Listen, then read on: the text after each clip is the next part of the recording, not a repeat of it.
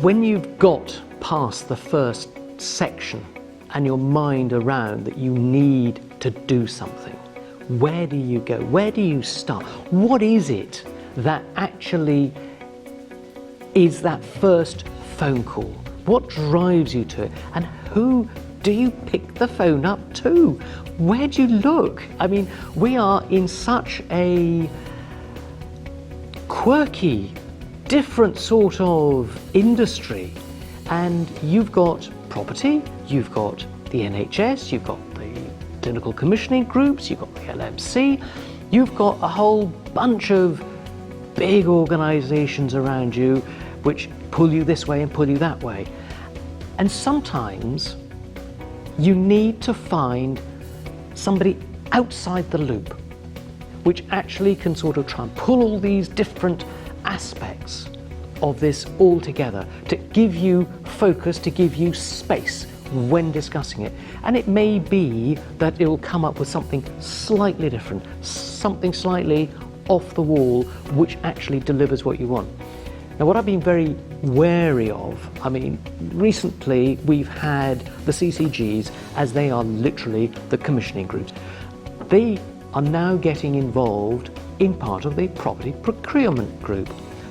And I've had a meeting with one of the CCGs, and the new guy there is going to start into property and the estate. And you start to think, this guy doesn't know anything about property and an estate and alternative use values and things like that. We had one situation under the Primary Care Trust that the new property manager for the PCT was an IT man. And as he admitted to the architect, all I know about is stacking Lego bricks. And you do think sometimes you don't want to be having conversations about your business future. You can remember, this is your business. This GP practice, your business has to be treated with a certain amount of confidentiality. Now, if you go to the CCG and you start talking about wanting to develop something new, you will be talking with other GPs. Now, possibly they want to. Then you might be able to get a federation going. You may think that's good. Alternatively, they may see you as a threat. Now, we think it's important to try and get that distance on the conversation.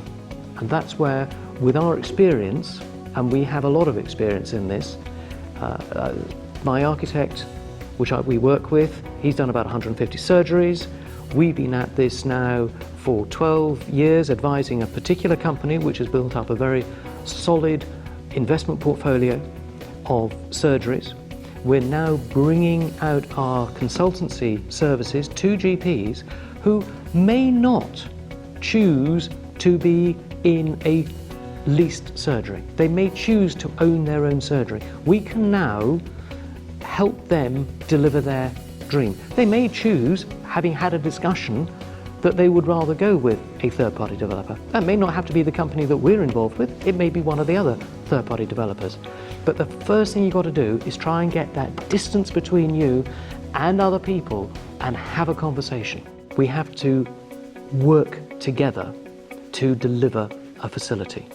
The collaboration that you need to start to get your mind around is to understand your site, the new site, and how it all interacts and how we have to try and deliver that surgery. Now, it may be an extension, it may be a completely new building, it may be having to get the community to help you. A lot of the investment valuations are done just on the capitalized income stream. But you do have to look at what the value the property has as an alternative use value. It may have a long lease and so on, but the real value has to be looked at a more generational term, because today's money is a very different game tomorrow, especially when you're dealing with property. It is this ability to collaborate with a lot of other outside people which will bring all your worries, concerns to the fore, aired and hopefully assuaged.